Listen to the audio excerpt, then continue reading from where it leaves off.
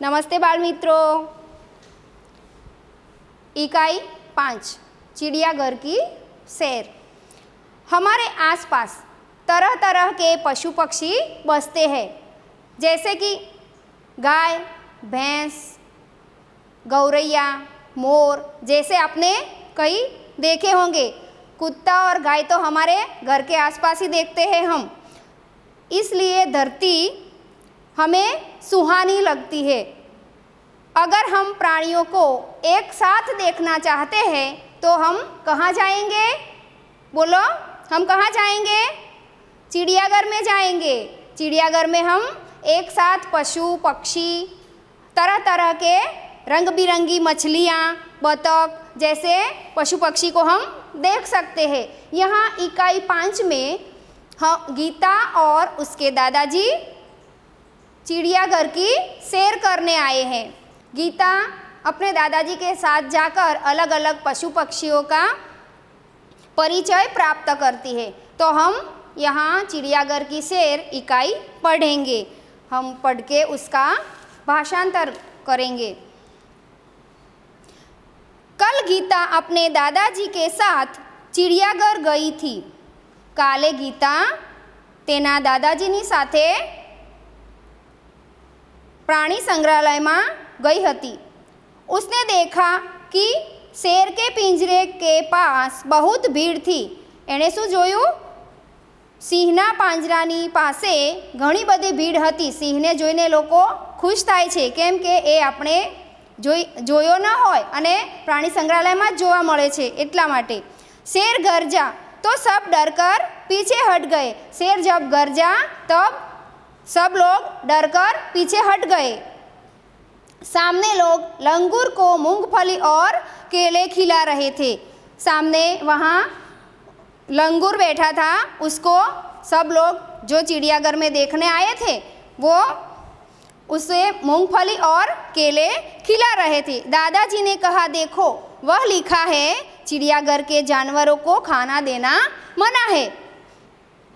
ત્યાં દાદાજીએ કહ્યું કે ત્યાં દેખ, ગીતાને કહ્યું કે પ્રાણી સંગ્રહાલયમાં जानवरों खावानू आपवानू मनाय छे। गीता बोल उठी, दादाजी वह देखिए काले मुँह का बंदर। त्या जुओ काला मोढ़ावाळो वांदरो। दादाजी हंस पड़े और बोले, बिटिया वह लंगूर है। लंगूर का मुँह काला होता है।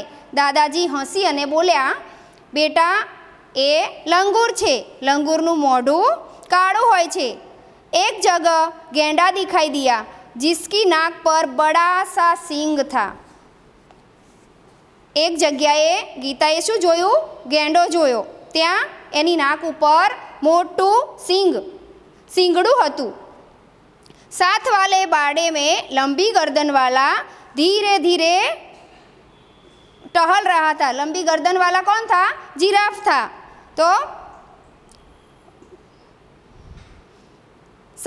तेनी साथे एक मोटा वाड़ा में लांबी गर्दन वाळुं जिराफ हतुं। ते धीमे धीमे फरी रह्युं हतुं। गीता दादाजी को खींचते हुए आगे ले गई। गीता दादाजी ने खींची अने आगळ लई गई। वहाँ भालू 2 पैर पर खड़ा था। त्यां રીંછ 2 पग ऊपर ऊभो हतुं। एक तालाब में रंग बिरंगी मछलियाँ और बतख तैर रही थी। त्यां एक तळाव में रंग बेरंगी माछली अने बतख तरी रह्या हता।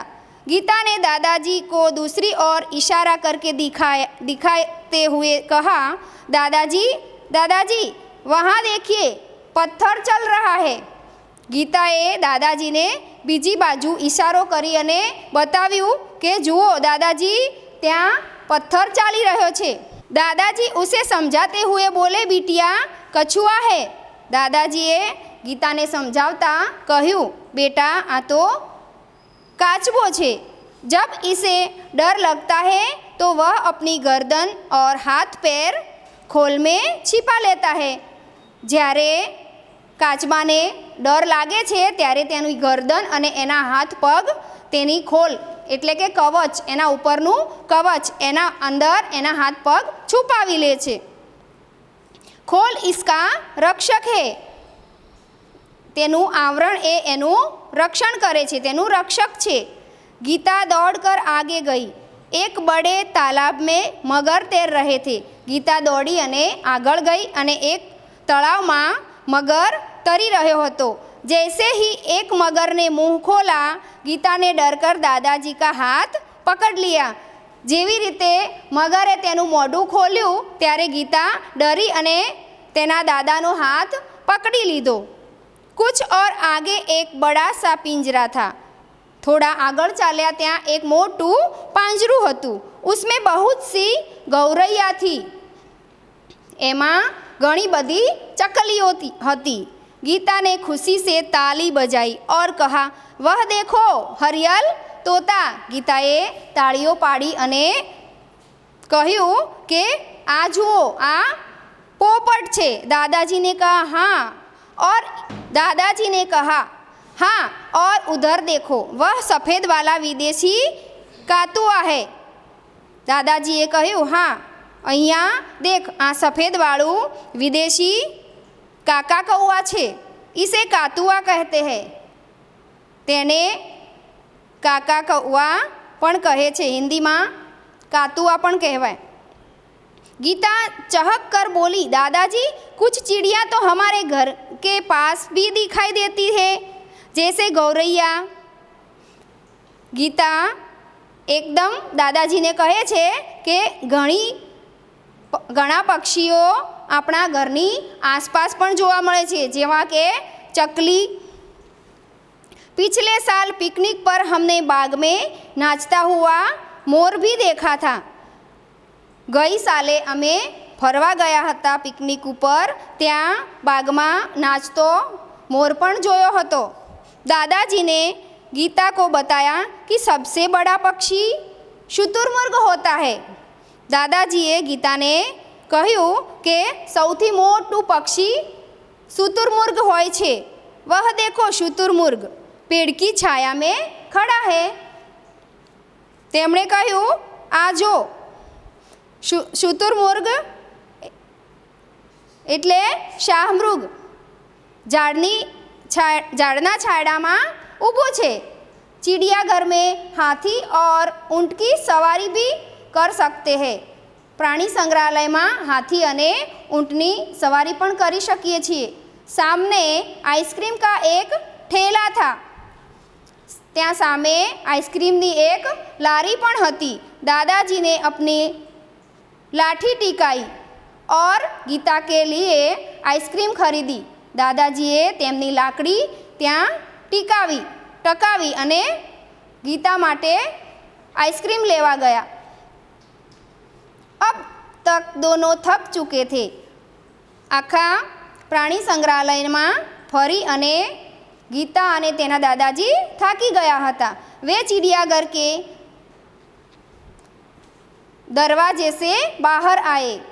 તેઓ પ્રાણી સંગ્રહાલયના દરવાજાથી બહાર નીકળ્યા. बस पकड़ी और अपने घर आ गए. તેમણે બસ પકડી અને તેમના ઘરે આવી ગયા. अब हम शब्दार्थ देखते हैं. बाड़ा धीरा हुआ स्थान. हरियल यानी कि हरे रंग का. सैर सफर यात्रा. मना मनाही निषेध रोक. चिड़ियाघर वह स्थान जिसमें विभिन्न पशु पक्षी देखने को मिलते हैं. खोल कछुए के ऊपर का सख्त भाग, इसे आवरण और कवच भी कहते हैं. लंगूर एक विशेष प्रकार का बंदर जिसका मुंह काला तथा पूंछ लंबी होती है. गेंडा भैंसे के आकार का एक पशु जिसकी नाक पर एक सींग होता है. अब हम अभ्यास देखते हैं. प्रश्न 1. ऊंची आवाज़ में पढ़िए. हम अक्षर ऊंची आवाज में पढ़ेंगे। क्ष तो रक्षक, रक्षा। पक्षी। त्र पत्र, नेत्र, पुत्र। ज्ञ आज्ञा, ज्ञान, प्रज्ञा। चौथा श्रव, श्रम, परिश्रम और विश्राम। प्रश्न नंबर 2, पढ़िए और लिखिए। यहाँ जोड़े अक्षर हम पढ़ेंगे, जैसे मक्खन, क और ख जोड़े हैं। पढ़िए और लिखिए। जोड़ा अक्षर આપણે જોઈશું, જેવી રીતે ક અને ખ જોડેલો છે એને કઈ રીતે બોલાય? મક્ખન, મક્ખી। ચ અને છ જોડેલો છે તો આપણે એને બોલીશું મચ્છર, મગરમચ્છ। ટ અને ઠ જોડેલો છે તો એને चिट्ठी और गट्ठर। प्रश्न नंबर 3, निम्नलिखित अंश को पढ़कर प्रश्नों के उत्तर दीजिए। कुछ अजब कुछ गजब। हम कुछ अजब और गजब देखेंगे। छोटे बच्चे और वयस्कों की पलकें झपकने में क्या अंतर है? तो छोटे बच्चे 1 मिनट में औसतन 1 से 2 बार अपनी पलकों झपकाते हैं और वयस्क में संख्या करीबन 10 होती है। 10 बार उनकी आँखों की पलकें झपकती है। प्रश्न नंबर 2, हमारे शरीर को कौन सा कार्य करने में 12 घंटे लगते हैं? तो हमारे शरीर को खाना पचाने या हजम करने में 12 घंटे लगते हैं। प्रश्न नंबर 3, शरीर के ऐसे कौन से 2 अंग हैं जो पूरे जीवन काल तक बढ़ते रहते हैं? शरीर के ऐसे अंग हैं जो कान और हमारा नाक पूरे जीवन काल तक बढ़ते रहते हैं। प्रश्न नंबर 4, कोई बहुत धीरे चलता है तो लोग कहते हैं यह कछुए की चाल चल रहा है। अब तुम बताओ कि तेज चाल चलने वाले को हम क्या कहेंगे? उसका जवाब, तेज चाल चलने वाले को हम हवासी चाल कहेंगे। प्रश्न नंबर 5, चिड़ियाघर में जाकर क्या क्या नहीं करना चाहिए? तो जवाब, पिंजरे के नज़दीक नहीं जाना चाहिए, शोरगुल नहीं करना चाहिए, पशु पक्षियों को कंकड़ नहीं मारना चाहिए, जानवरों को चिढ़ाना नहीं चाहिए। स्वाध्याय, प्रश्नों के उत्तर दीजिए। प्रश्न नंबर 1, चिड़ियाघर की सैर के लिए कौन कौन आए थे? चिड़ियाघर की सैर के लिए गीता और उसके दादाजी आए थे। बंदर को लोग क्या खिला रहे थे? बंदर को लोग मूंगफली और केले खिला रहे थे। लंगूर का मुंह कैसा होता है? लंगूर का मुंह काला होता है। तालाब में क्या था? तालाब में रंग बिरंगी मछली और बतख थी।